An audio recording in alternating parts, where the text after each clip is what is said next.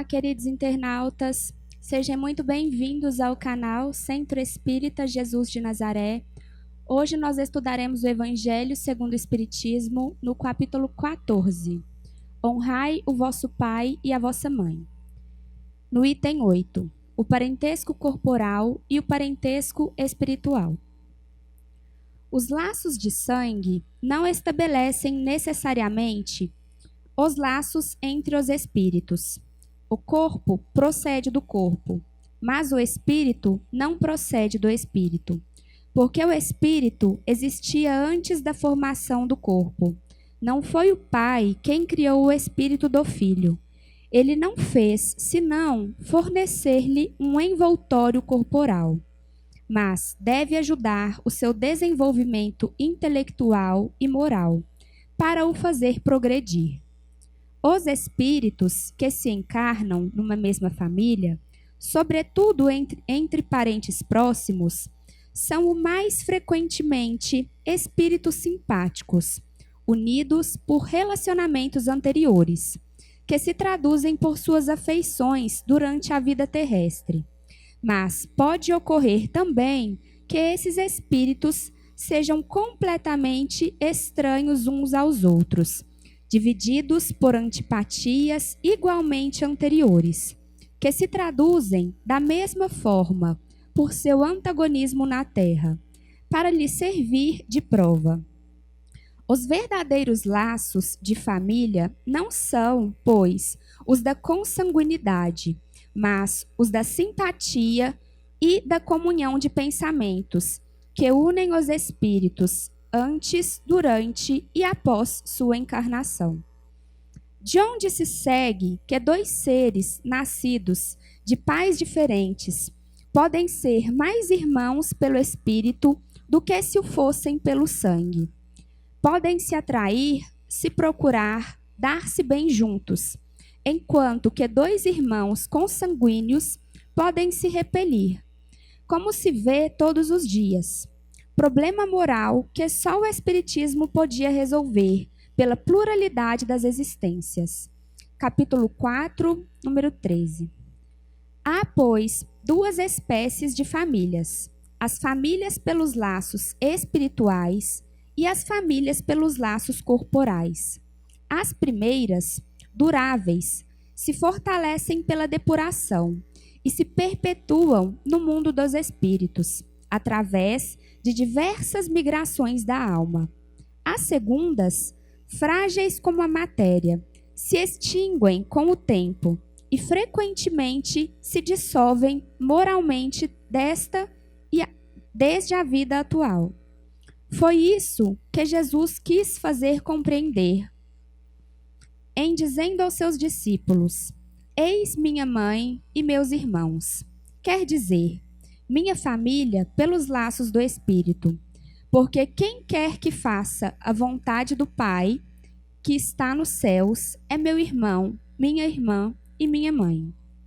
A hostilidade de seus irmãos está claramente expressa na narração de São Marcos, uma vez que, disse ele, se propunham se apoderar dele, sob o pretexto de que havia perdido o espírito.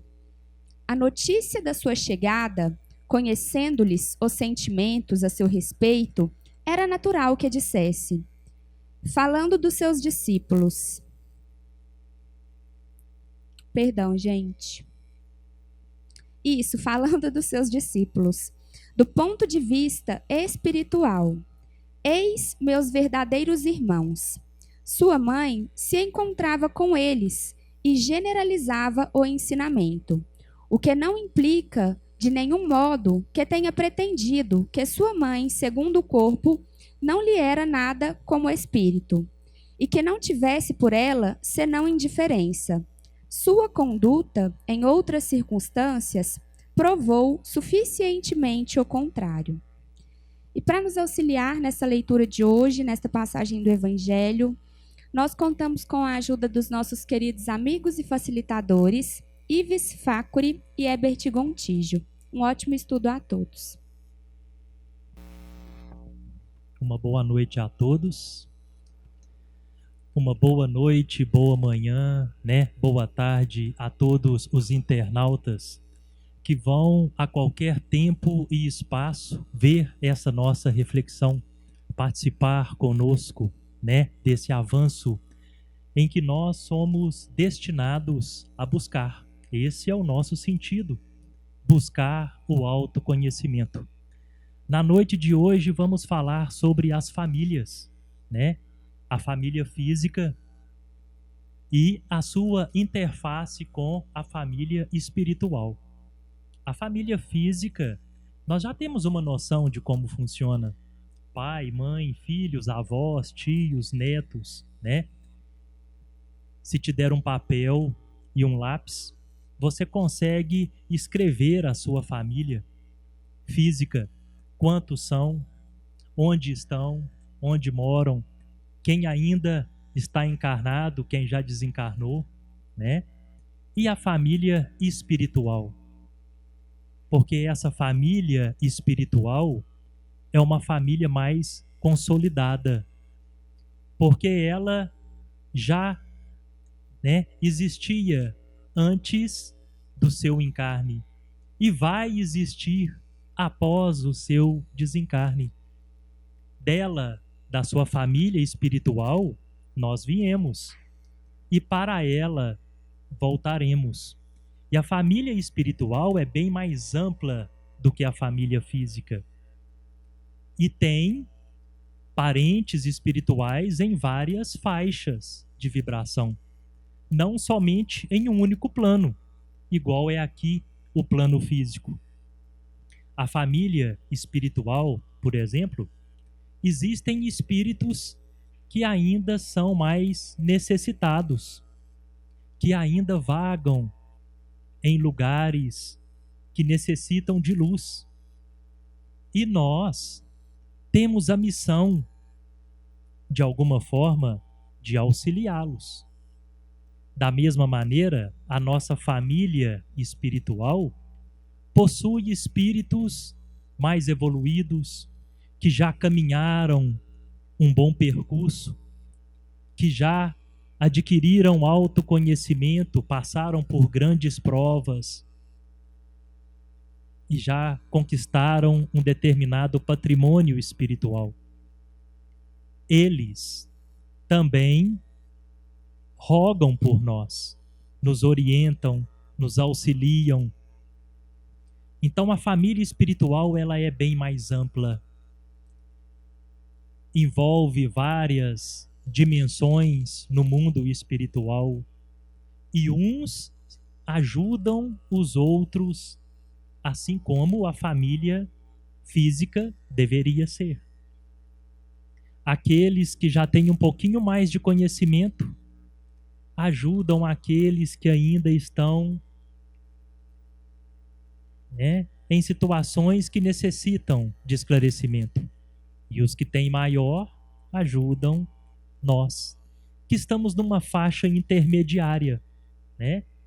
Ainda não somos tão evoluídos, mas também já caminhamos um pouco, já conseguimos buscar, já conseguimos sair da nossa casa, vir a um estudo, a buscar o conhecimento, a buscar uma libertação, buscar uma cura. Então não somos os mais retardatários da nossa família e certamente temos em nossa família espiritual os nossos mentores, os nossos guias, que vão clareando o nosso caminho, intercedendo no nosso caminho. Bom, e por que então nós deixamos a família espiritual e viemos para o mundo físico? Participar de uma família, de uma sociedade, que às vezes não é aquela que nós queremos, mas sim aquela que nós planejamos espiritualmente. Porque planejamos devido às nossas necessidades espirituais. Temos tudo que nós precisamos hoje dentro do nosso convívio físico. A família física nem sempre contém irmãos, parentes afins. Às vezes, parentes que necessitam, irmãos de caminhada que necessitam resgatar alguns equívocos. Por isso, nós identificamos algumas divergências familiares no mundo físico. Olha, se você caminha no mundo espiritual, onde a sua mente, a sua percepção é mais ampla, e se existe um irmão de caminhada que necessita um reajuste, necessita uma reaproximação, é aqui no mundo físico que esse reajuste, essa aproximação tem maior possibilidade de se enraizar. Por isso surge a necessidade no espírito de viver um tempo, que o tempo do mundo físico é curto, 80, 100 anos, e olha que sendo generoso, né? Às vezes menos do que isso. Vivendo um tempo com esse irmão em que é necessário refazer equívocos lá de trás. Então, todos aqueles do nosso convívio, do mais amado ao mais repugnante, se ele se aproxima em algum momento da sua existência, é porque é uma necessidade de trabalhar essa aproximação. E essa reaproximação nem sempre é momentânea, né? Do dia para a noite, nos meses. Às vezes, uma reaproximação entre espíritos que necessitam pode durar mais de uma reencarnação. Vai depender da resistência de um dos dois. Vai depender do histórico passado que eles tiveram. O que foi a causa de todas essas consequências? Então, as famílias físicas e, espirituais, elas caminham juntas. Apesar do mundo físico aparentemente ser uma coisa e o mundo espiritual ser outra, na nossa percepção não é assim? Nós identificamos somente o mundo físico. Acordar, trabalhar, pai, mãe, esposa, marido, filho, os amigos, a casa, a cidade, país, o presidente. Nós identificamos isso, percebemos isso. Mas, na verdade, aquilo que os nossos olhos não veem, mas está aflorado na nossa percepção, são essas ligações, essas interfaces com o mundo espiritual. Então, as famílias espirituais e físicas, elas se entrelaçam nessas vibrações. O que passamos aqui no mundo físico não é muito diferente do que nós passamos no mundo espiritual. Mas o mundo físico é o mundo da prova. É o mundo onde o sentimento é mais aflorado. É o mundo onde a necessidade de alimentar, de sobreviver, do frio, do calor, da fome, do impulso da sobrevivência, ela é mais nítida, mais aflorada. E é nesse impulso em que nós nos esmerilamos nas relações, nos aperfeiçoamos. Então, um parente físico é uma bênção, é uma graça que Deus nos possibilita para exercitar aquilo que necessitamos, seja o amor, o verdadeiro amor, seja a compaixão, a resiliência, a misericórdia, a piedade. Porque no final não, né? Ao longo dessa caminhada, todos esses sentimentos se transformarão em um único amor.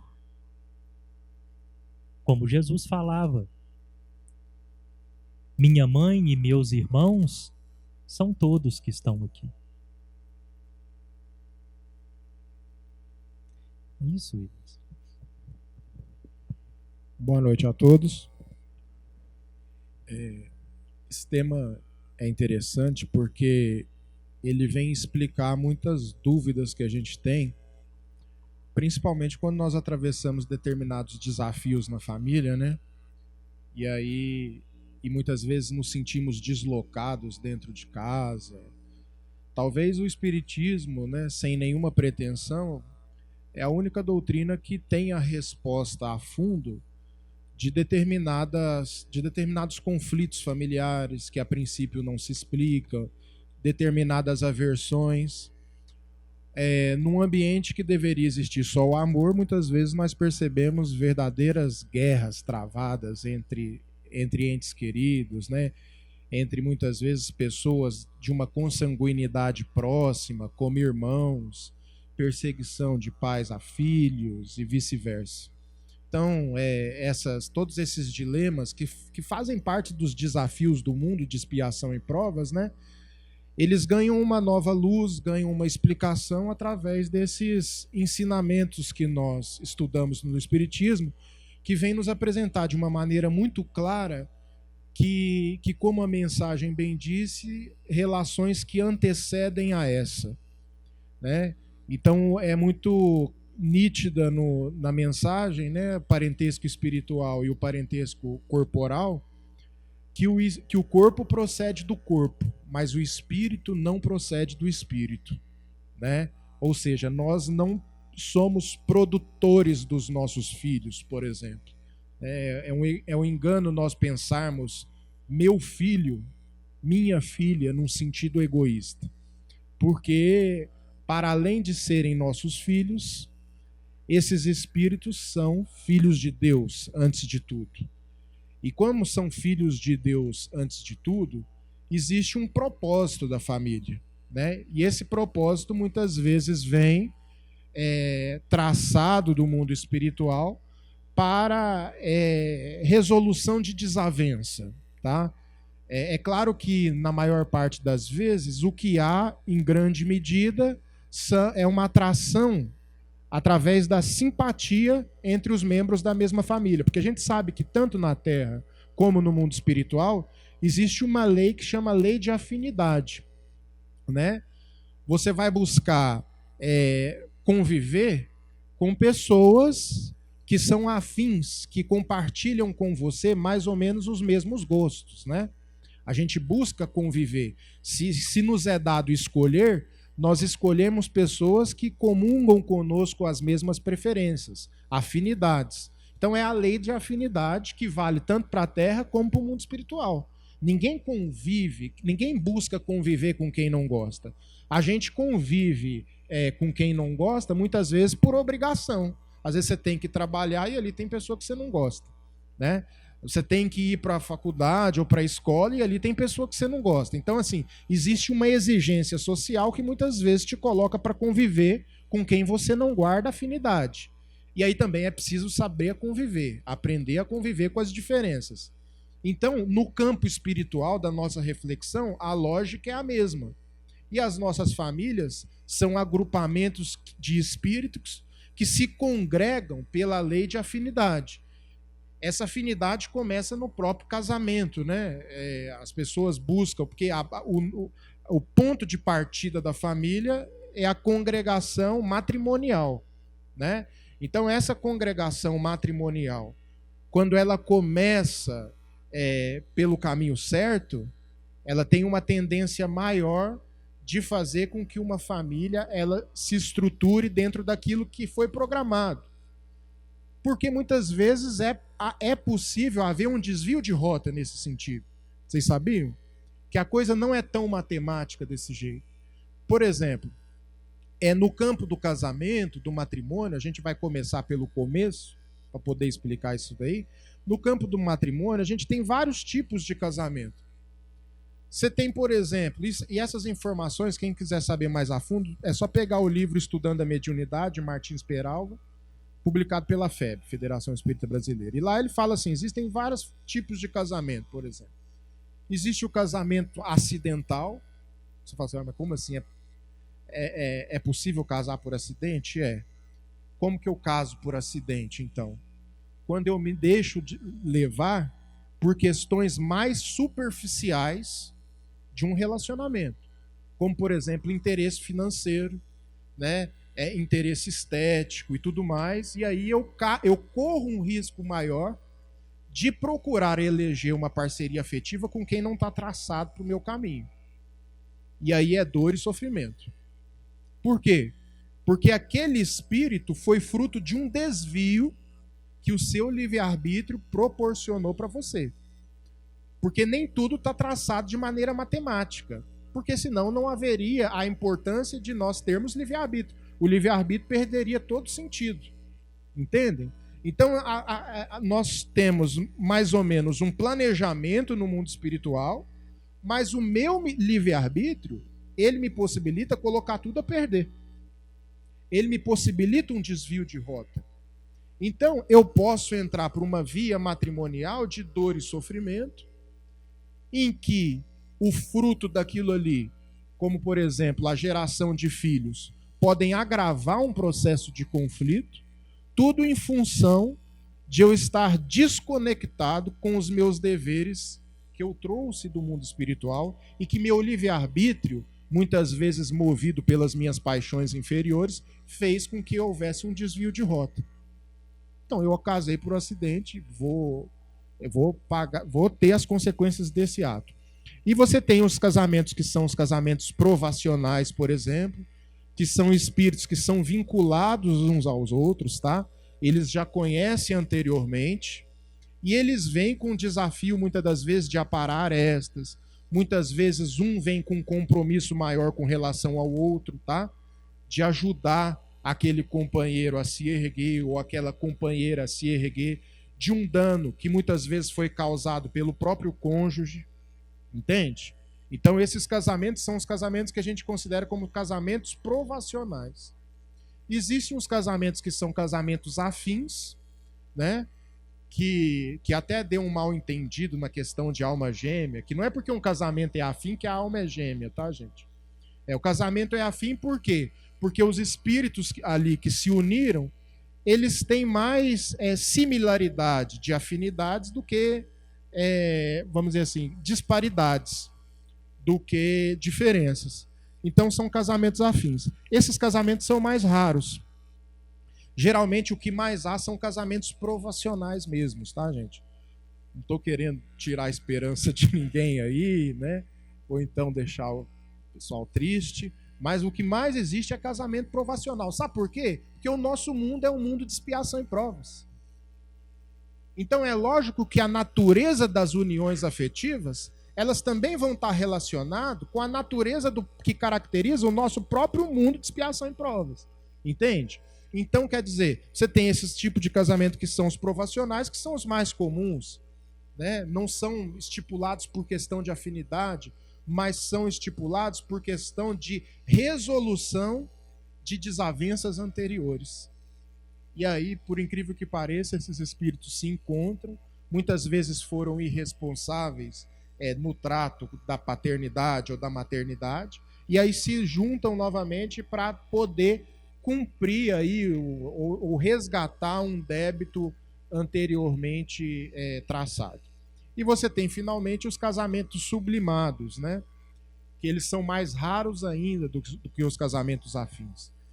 Esses casamentos são absolutamente raros na história da humanidade. A gente pode citar alguns como Paulo de Tarso e Abigail, né? Francisco e Clara de Assis. Então, assim, são os casamentos raríssimos que dois espíritos se congregam, não muitas vezes para estruturar uma base familiar, mas eles se unem com o propósito de potencializar uma missão em prol da humanidade. Então a gente caracteriza esse tipo de união como sendo uma dupla evolutiva, vamos dizer assim, né? A própria conceituação de casamento ela já se dilui nesse patamar evolutivo em que os espíritos se encontram. Então, essa base que eu acabei de esboçar para vocês é aquilo que vai estipular as relações dos espíritos que vão se congregar na família, sejam por afinidade ou por desavenças do passado a serem corrigidas. É por isso que a mensagem ela é muito clara, que ela diz o seguinte: muitas vezes um espírito ele se relaciona melhor com um amigo fora de casa, só para a gente poder entender, do que com alguém que ali comunga com ele um laço de irmandade, por exemplo. Às vezes os espíritos que estão fora de casa são mais confidentes e são mais alvos da nossa confiança do que muitas vezes aqueles que se encontram. Da onde que vem a explicação disso? Se não de laços espirituais mais intensos que muitas vezes se encontram fora da família. Agora, não é porque isso acontece que aquela nossa família ali que se encontra os nossos desafios e muitas vezes é uma união pura e simplesmente corporal, não há nenhuma relação com o passado que precisa ser estruturado de uma melhor forma possível, né? Então, quer dizer, esses familiares, muitas vezes, que apresentam conosco determinadas desavenças mais acirradas, são eles que estão ali com um propósito maior de poder resgatar algo que muitas vezes não começou hoje, né? Então, assim, aqueles conflitos de pais e filhos, entre irmãos, tudo isso aí Deus proporcionou a fim de que pudesse estar encontrando uma equação justa. Eu até costumo a brincar com o pessoal, brincar mais falando sério, que você quer falar de planejamento reencarnatório, você tem que começar a falar dos seus relacionamentos de hoje. Sabe por quê? Porque aquele espírito que você convive, ou aquela pessoa que você não quer ver nem pintada de ouro, que muitas vezes você cultiva uma aversão profunda, uma mágoa que você ainda não conseguiu superar, muitas vezes até um sentimento de ódio que separa você desse outro indivíduo, esse outro indivíduo muito provavelmente vai ser um membro da sua família no futuro, tá? Então é por isso que Jesus ele fala assim: perdoai enquanto estais a caminho, reconcilia-te enquanto está a caminho. Por quê? Porque se nós arrastarmos esses conflitos pesados para o mundo espiritual com pessoas que muitas vezes a gente não quer nem ver pintada de ouro, essa pessoa ela vai estar mais unida a você do que você possa imaginar. Por quê? Porque Deus não quer que ninguém na sua reencarnação odeie ninguém. O grande propósito da evolução, como assevera a pergunta 169 do Livro dos Espíritos, é o melhoramento progressivo da humanidade. Um melhoramento intelecto, mas principalmente um melhoramento moral. Então, como pode haver um melhoramento moral com um ódio exacerbado por uma pessoa que você vai arrastar para o túmulo? É claro que a lei divina, né, como ela nos alavanca, nos prospecta para a evolução, a lei divina vai fazer com que essa lei de atração ela corrija essa desavença, corrija esse conflito, essa pendência espiritual. Então, é por isso que a gente precisa refletir bem na questão dos nossos relacionamentos, a fim de que a gente possa não levar para o mundo espiritual mágoa e nem ódio de ninguém. Isso não significa que a gente vai se aproximar, conviver e dar risada junto, porque muitas vezes o afastamento é um excelente remédio para a superação de uma desavença, tá? O afastamento é um grande remédio. Mas esse afastamento, ele não significa você continuar cultivando sentimentos negativos de ódio, de mágoa e de mal querer aquele ser que se afastou. Você tem que se afastar, mas também se libertar. Porque nada adianta a convivência se não há a resolução do problema. É por isso que muitas vezes a pessoa confunde perdão com reatar, perdão com reconciliação. Muitas vezes as coisas não caminham junto. Por quê? É absolutamente possível você perdoar sem conviver, e é muito comum as pessoas acharem que perdoou, volta a conviver a título de que perdoou, mas no íntimo não perdoou coisa nenhuma. Aí no primeiro conflito joga tudo de novo ali diante daquela situação. Então quer dizer, uma coisa é perdoar, outra coisa é você se aproximar no sentido de se reconciliar. Quem perdoa se liberta e vai embora, né? Se libertou daquele sentimento ruim, você pode seguir o seu destino com tranquilidade, que você se libertou daquela situação. E por mais que o outro tenha te feito mal, quem ficou com o débito foi ele. Você não tem mais nada a ver com a história, por quê? Porque você já perdoou e já seguiu o seu caminho. Então, muito provavelmente, se for para haver uma configuração familiar numa outra existência, você vai vir numa posição familiar de superioridade, vamos dizer assim. Você vai vir para ajudar, tá? Aí você vai reencarnar por escolha para ajudar aquele espírito e não mais como uma necessidade de união ali para reparar determinado mal. Quer ver um livro que retrata muito bem isso? O próprio Nosso Lar. Você já deve ter tomado conhecimento ou do filme ou do livro, né? Mas ali tem uma situação muito interessante, que é a situação da própria família de André Luiz. André Luiz, quando é um médico, né, sanitarista brasileiro, o livro narra a epopeia, né, a trajetória dele no mundo espiritual. Então ele desencarna, né, ele abandona o corpo físico, come o pão que o diabo amassou no mundo espiritual, em zonas inferiores por quase 9 anos, e depois ele vai para uma colônia espiritual, em que ele retoma a sua caminhada evolutiva de uma maneira mais consciente. E quem que estava lá no mundo espiritual? A mãe dele, que já havia desencarnado. A mãe dele estava numa posição espiritual superior, tá? E a mãe dele estava lá lutando por ele, enquanto ele estava nas regiões inferiores, a mãe dele estava lá lutando por ele sem parar, junto com o espírito de Clarencio, para poder ver o filho em uma outra situação, senão aquela de penúria e miséria espiritual. E aí há um momento do encontro, né? E é muito curioso que nesse encontro, André Luiz pergunta pelo pai. Assim, não, mas beleza, a senhora aqui muito feliz. E cadê o pai?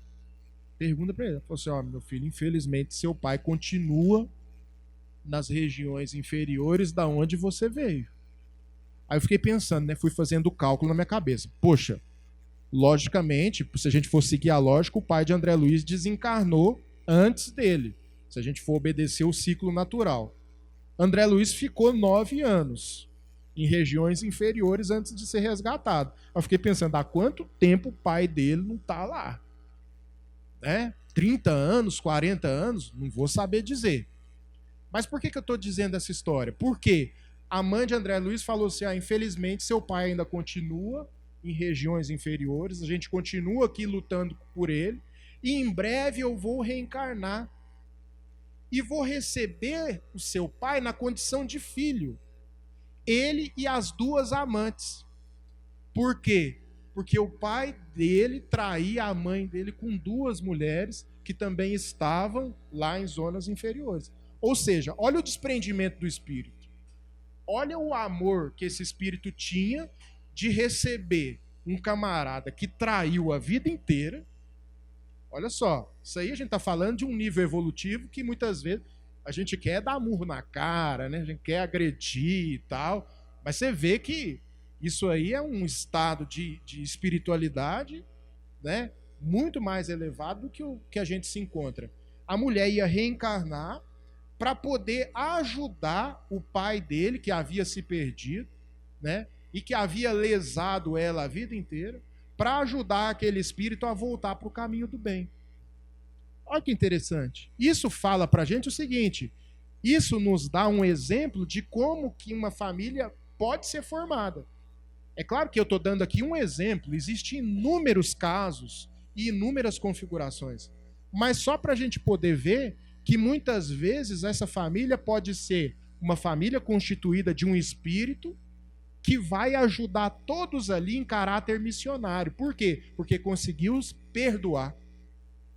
Sem o perdão, seria possível a mãe de André Luiz receber esses espíritos na condição de filho? Não seria possível. Ou seja, ela ia reencarnar para poder educar, para poder ela passar os valores morais. E não aprender junto, mas ela ensinar na condição de professor, pelo patamar evolutivo que ela se encontrava. Se ela não tivesse perdoado, de todo jeito ela ia ter que reencarnar. Porque a lei divina nos pede corrigir todo erro.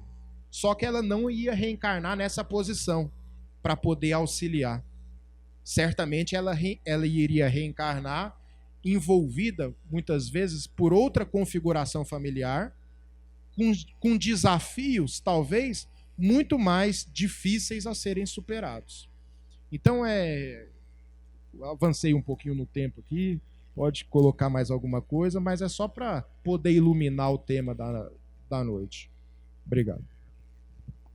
Bom, gente, né? Vendo essas palavras do Ivens, olha, sobre a mãe de André Luiz, vocês acham que nós, somos muito diferente dela?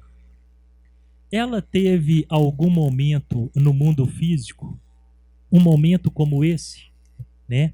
De reflexão, de autoconhecimento, de busca, em que ela recebeu tantas informações? Na época em que ela era jovem, né? Aqui no Brasil, o espiritismo estava começando a criar forma. Provavelmente, ela não participou de palestras e estudos como esse. Mas o convívio dela, a análise, a reflexão, a mudança de comportamento mudou a trajetória dela. O que fez ela e o atual marido, né, que levava uma vida leviana, se distanciarem nesse tempo e espaço espiritual. O que eu quero dizer é que nós somos agraciados de estarmos aqui refletindo grandezas e experiências espirituais. Podemos mudar, podemos alterar a nossa vibração. Quando desencarnarem, vocês querem ser semelhantes à mãe de André Luiz ou ao pai de André Luiz? E essa trajetória está na mão de cada um de nós. Nós vamos escolher o que nós seremos no futuro. A mãe de André Luiz, pelo pouco que sabemos do seu, relato, é uma pessoa que sabia ter resiliência às adversidades da vida. O marido cometia as imprudências, mas ela fixava na sua caminhada, no seu interno, não de uma maneira egoística, mas com compaixão, aquele que ainda não tinha esclarecimento. Com amor,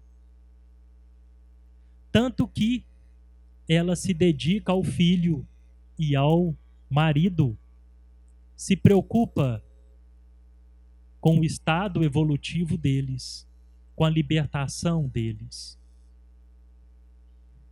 Olha, nada é por acaso.